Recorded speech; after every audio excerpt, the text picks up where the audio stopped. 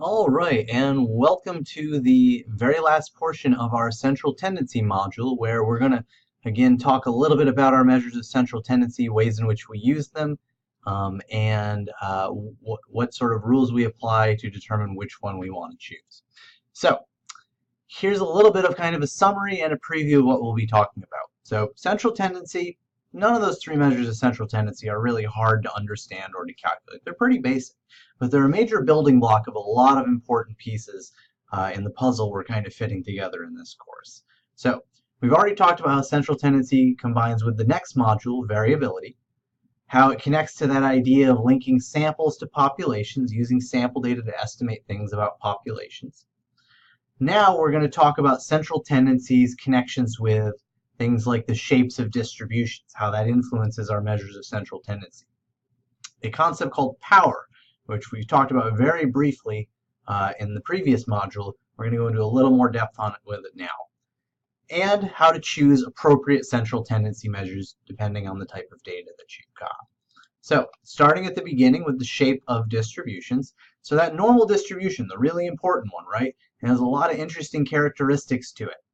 Here's another one. Because of the way that it's shaped, all three measures of central tendency are exactly the same. The mean, the median, and the mode are all there right at the tippy top of that peak that's dead center of the normal distribution. That's another interesting fact about it. In asymmetrical distributions, though, when we have skew in the distributions, it starts to pull those measures of central tendency apart. Generally speaking, the more skewed it is, the farther apart they get. In a positively skewed distribution, again, where scores are uncommon and towards the higher end of the range, the mean gets pulled in the direction of the skew. The mean becomes kind of elevated, the median is in the middle, and the mode, the most common score, is just wherever the peak of that frequency polygon is. In a negatively skewed distribution, it happens in the opposite direction. So the mode winds up being the highest score. It stays right there at the peak.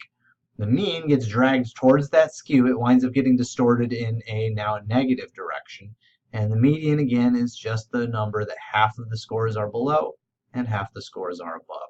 So basically, the skew kind of pulls the mean towards it. And the stronger the skew is, the more the mean gets dragged away from those other measures of central tendency, and the worse the mean becomes as a measure of central tendency itself. It becomes less informative and more deceptive. So here's a little bit about that concept of power that I mentioned a moment ago. So central tendency measures, they start to form the framework for how we can show relationships and how we can compare different groups. If I want to compare performance in this course to performance to one of my in-person, in-class sections of the class, the most basic way I'm going to do that is I'm going to take the average in this class, I'm going to take the average in one of those classes, and I'm going to compare them together. I'm going to see which one's higher, which is lower, and how far apart they are. So I can do that. I can compare means from different samples, like different sections of this class, and note those differences. So again, that's one of the basic comparisons we can make. But here's the thing. When we're comparing different scores, different samples to one another, we usually really are trying to figure out the populations they represent. Because we're using samples, those sample characteristics, the sample means, are going to be imperfect. They're probably not going to be exactly the same as the population mean.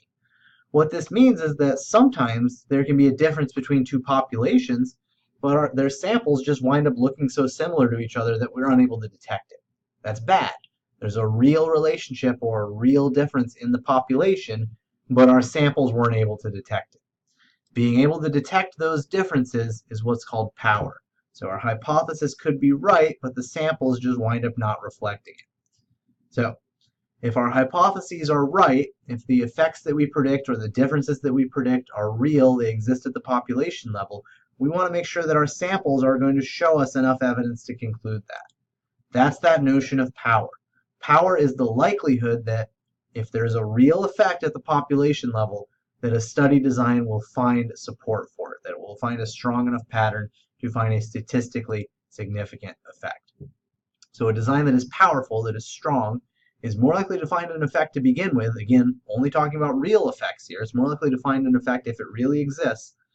And it's more likely to find a stronger relationship or a bigger effect size than a less powerful design would. So power basically is good. Power is the likelihood of finding a real effect if that real effect exists at the population level. So here are some ways that we can make our designs more powerful. One is we can set a lower bar for what we consider statistically significant. This is a bad idea for a number of reasons, but we'll put a pin on that. We'll talk about that a little bit later on when we have the language to talk about why that's a bad idea. No big problems there.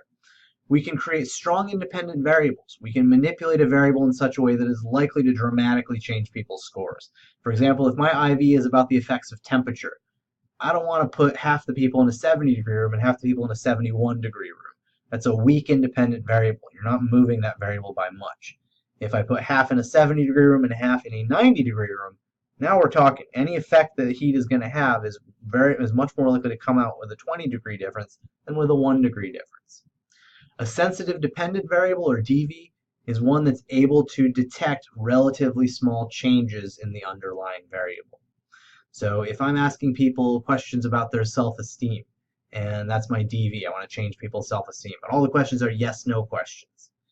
It's pretty hard to get someone to flip from a yes to a no or vice versa on a question like that. But if I structure them from, say, 1 to 7, where 1 is absolutely not, 7 is absolutely yes, and now we have lots of in-between scores, it's easier to pick up on a smaller change in someone's actual self-esteem. The DV is more sensitive because it can pick up on smaller changes in the variable it's intended to measure. And the other kind of catch-all, you'll notice this is kind of, it cures many ails in research. Measure more people, get a higher N. The higher your N is, the more powerful your design will be, the more likely it is it'll find an effect if one actually exists. Again, we're going to talk about power a few times, and each time we'll talk a little bit more about it, but this is the gist of how power works. So, last but not least, determining what measure to choose. Which measure of central tendency do we want to use? Here's our rule of thumb, and you can piece this together from the individual lectures. The mean is our central tendency measure of default. We use it in almost every case because, again, it reflects every score, every point in the entire distribution. The mean's the one you're going to see over and over and over again as we progress through the course. So basically, we use the median when the mean breaks down, when it no longer gives us useful information. We saw an example of that when we had an extreme score. We had a person with a lot of money in their pocket, a lot more than the other 19 people in the sample. So the more skewed a distribution is, or the more of those outliers you get, the mean gets distorted, but the median does not. By the way, a little piece of trivia here, anytime you hear people talking about like the average household income in America or Arkansas or wherever else, they say that word average, but they're always describing a median. The reason why, extreme high earners will distort the mean. They'll make it look higher than it actually is. The median is just half the households make this number or more, half the households make this number or less. It's considered a much more accurate representation of where the middle of that income distribution is. The mode we just use when the other two don't work, and that generally just means when you have a nominal scale. You can't calculate the average favorite sandwich or the median of favorite sandwiches. All you can do is get the mode in that case. In practice, you can report more than one. It's pretty common to report means and medians in a lot of measures. People talk about unimodal and bimodal distributions quite a bit, so that comes up as well. But generally, the one that we're going to focus on is going to be the mean. The others are going to mostly kind of fade away after this portion of the course. So that's the end of the lecture material for this module. Next up, you're going to want to work on your homework assignments and check out those practice problems for this chapter as well, and make sure you're keeping up with the reading. I will see you in the next module, Module 4. We're going to talk about variability. See you then.